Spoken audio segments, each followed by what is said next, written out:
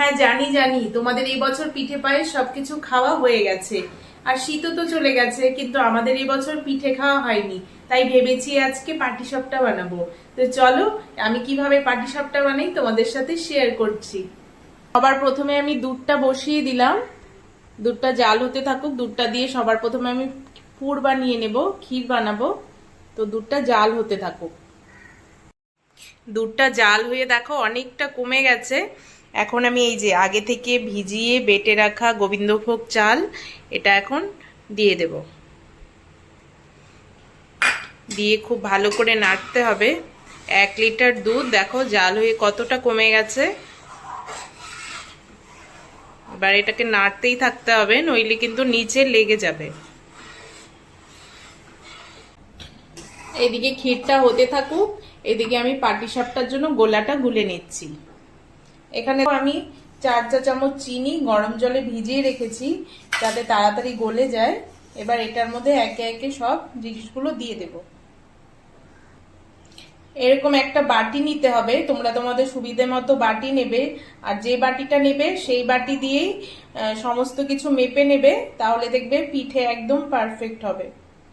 তো আমি এই বাটি দিয়ে প্রথমে 2 বাটি চালের গুঁড়ো দিয়ে দিচ্ছি। মিক্সিতে আমি চাল গুঁড়ো করে নিয়েছি। এই যে 1 বাটি, আরো 1 বাটি দেব। এই যে 2 বাটি চালের গুঁড়ো দিলাম। ওই বাটিরই 1 বাটি দিয়ে দিচ্ছি ময়দা, আর হাফ বাটি দিয়ে দিচ্ছি সুজি। সবকিছুর মাপ যদি ঠিকঠাক হয়, তাহলে কিন্তু একটা পাটিসাপটাও তাওয়াতে লেগে ধরবে না, আর ফেটেও যাবে না। আমার পদ্ধতি মতো তোমরা যদি পিঠে বানাও, তাহলে আশা করি তোমাদের পিঠেগুলোও ফাটবে না, আর তাওয়াতে লেগেও ধরবে না। এবার আমি এটার মধ্যে দিয়ে দিচ্ছি দুধ। পাটিসাপটায় দুধ দিলে পাটিসাপটা কিন্তু খুব ভালো হয়, আর লেগেও ধরে না নিচে। এবার দুধ দিয়ে ভালো করে মেখে নেব।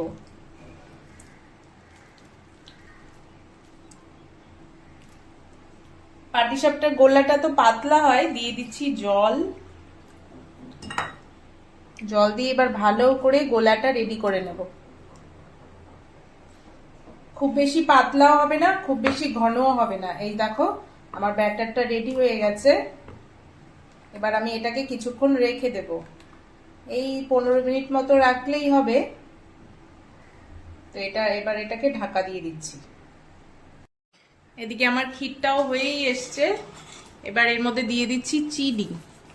খুব বেশি চিনি দেব না, অল্প দিব, হালকা মিষ্টি। তোমরা যেরকম মিষ্টি খাও, তোমরা তোমাদের পছন্দ মতো মিষ্টি দিতে পারো। আমরা একটু হালকা মিষ্টি খাই, সেই জন্য অল্প চিনি দিয়েছি।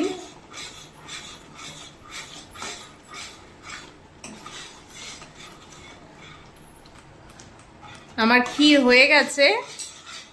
এবার এটাকে নামিয়ে নেব।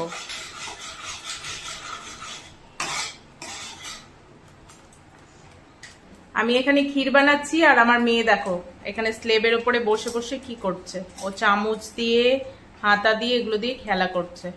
কি করো? হ্যাঁ, খেলো। এখানে আমার ব্যাটারও রেডি, আর এখানে ক্ষীরও রেডি। এখানে তাওয়া বসিয়ে দিয়েছি, এখন বানাবো। আমি কিন্তু কোনো ননস্টিক তাওয়া নিইনি, লোহার তাওয়া নিয়েছি, যেটাতে আমি রুটি বানাই, সেই তাওয়াটাই নিয়েছি। তো চলো এবার বানাই। আচ্ছা, এবার বলে রাখি, আমি কিন্তু তাওয়াতে একটু তেল ব্রাশ করে নিয়েছি। সেটা আমি ভিডিও ক্লিপ নিতে ভুলে গেছি। তো তেল ব্রাশ করে তেলটা ভালো করে গরম হয়ে গেলে তারপরে আমি এবার ব্যাটার দিয়ে দিয়েছি। ব্যাটারটা দিয়ে ভালো করে ঘুরিয়ে ঘুরিয়ে ছড়িয়ে দিতে হবে। আর গ্যাসের আঁচটা কিন্তু এই সময় একদম লো টু মিডিয়ামে রাখতে হবে। আর দেখো এবার আমি পুর দিয়ে দিচ্ছি। পুর দিয়ে এবার আস্তে আস্তে তুলে নেব। আমার পাটিসাপটা কিন্তু একটুও লেগে ধরেনি। তোমাদের কোন পিঠেটা সব থেকে বেশি পছন্দের আমাকে অবশ্যই কমেন্ট করে জানিও। আমার তো পাটিসাপটাটা সব থেকে বেশি পছন্দের। আর তারপরে মালপোয়া আর সেদ্ধ পুলিও আমার ভীষণ পছন্দ। দেখো আমার পিঠে একদম রেডি। এবার এটাকে আমি নামিয়ে নিচ্ছি। এবার বাকি পিঠেগুলোও ভেজে নিচ্ছি। এই দেখো আমার কতগুলো পিঠে বানানো হয়ে গেছে। আর পাটিসাপটার মধ্যে যে একটা জালি জালি ভাব আসে, পাটিসাপটার গোলা যদি একদম পারফেক্ট হয় তাহলে কিন্তু পাটিসাপটার পিঠেগুলো এরকম হবে, একটুও লেগেও ধরেনি আর একটা পিঠে ফেটেও যায়নি। তো তোমরাও এইভাবে একদিন ট্রাই করতে পারো আমার রেসিপিটি দেখে। আর আজকের আমার রেসিপিটি কেমন লাগলো অবশ্যই কমেন্ট করে জানিও। ভালো লাগলে লাইক কমেন্ট শেয়ার করে দিও আর চ্যানেলটি সাবস্ক্রাইব করে দিও। তো আমি এবার বাকি পিঠেগুলোও বানিয়ে নিচ্ছি। আজকের ভিডিওটি তবে এই পর্যন্তই। দেখা হবে নতুন একটি ভিডিওতে। ততক্ষণ ভালো থেকো, সুস্থ থেকো। আর ভিডিওটি দেখার জন্য অনেক অনেক ধন্যবাদ।